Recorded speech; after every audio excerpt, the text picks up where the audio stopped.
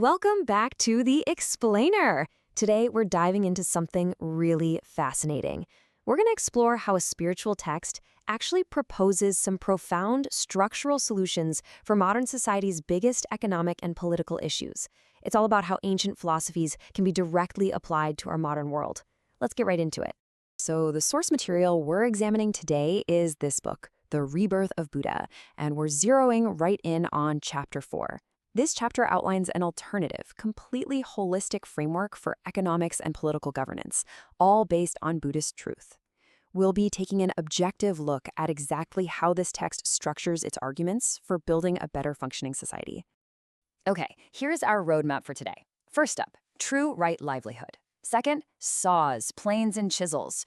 Third, middle way politics. And finally, a vision for the world.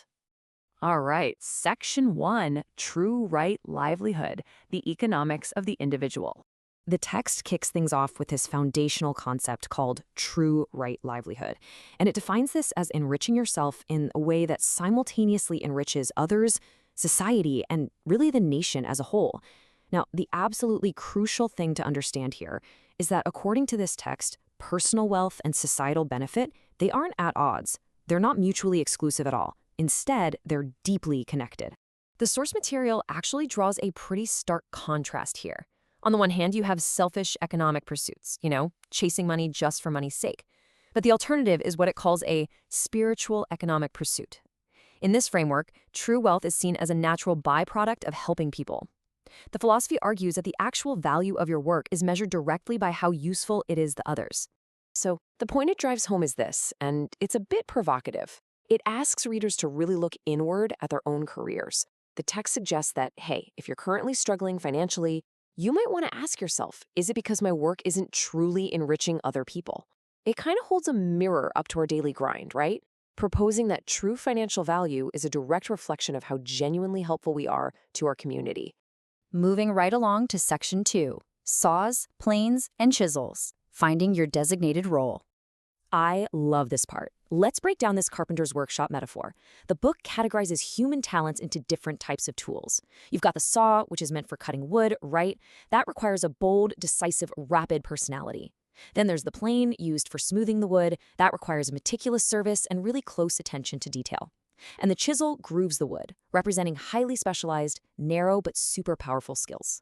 The core message here is that every single tool has a distinct, vital role, and each one finds its own unique joy in fulfilling that exact purpose. Now, what's really interesting here is an explicit warning the text gives. It points out that society tends to glorify the saw, the bold, standout, fast-moving leader. And because of that pressure, suddenly everybody wants to be a saw. But the text argues that, well, not everyone is suited for that role. If you're naturally a methodical, service-oriented plane, trying to force yourself to act like a rapid-fire saw goes completely against your own nature. And that leads us straight into the danger of envy. The text makes it crystal clear society absolutely needs diverse talents to function. I mean, you can't build a house using nothing but a saw. Envy just disrupts this whole economic and social harmony. A plane trying to be a saw doesn't just fail, it actually ruins the wood. True joy, both economically and personally, comes from recognizing your own traits and fulfilling your role without envying what everyone else is doing. All right, scaling up now. Section 3, Middle Way Politics, Governing the State. Here we encounter a really fascinating concept the book calls the middle way of the state. So the text takes the idea of the middle way, which historically is this personal, psychological practice of avoiding extremes, and it expands it into a grand political theory. It defines it as a principle of governance that totally discards extreme selfishness, focusing entirely on harmony and mutual prosperity for every single citizen. We actually find a very direct critique of modern democracy here. The book describes current political systems as being completely bogged down by partisan clashes, gridlock, and mooring self-interests. In contrast to that, the text envisions this ideal governance where leaders are governing solely for the happiness of the people.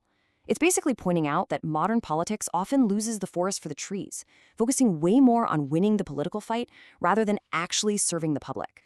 To resolve this gridlock, the text insists that true political leadership needs to entirely abandon these petty party disputes. Instead, it suggests that leaders from all sides should be coming together with genuine proposals, focusing on one single question: how do we make the public wealthy and happy? It's all about stripping away the ego to govern from a place of unified service. Which brings us to the final scale, Section 4, A Vision for the World, Global Relations and Grand Love. The text takes a very firm, logical stance against isolationism and narrow-minded national self-interest. It argues, and I'll quote, "If only your own country prospers while others steadily decline, international trade will eventually cease to exist. Simply put, you just cannot succeed in a vacuum." This specific passage dives into international friction, taking that same middle way concept and applying it directly to global trade. The text demands that countries look beyond their own borders. Think about it. If a nation only seeks to extract wealth and completely ignores the declining economies of its trade partners, the entire global system is eventually going to collapse. So, what's the proposed solution for global harmony? The text outlines what it calls the international middle way.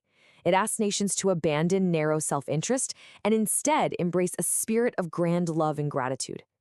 Crucially, it states that advanced nations have a fundamental duty to guide and mentor developing ones, and they have to do this without the constant fear of being overtaken by their rivals.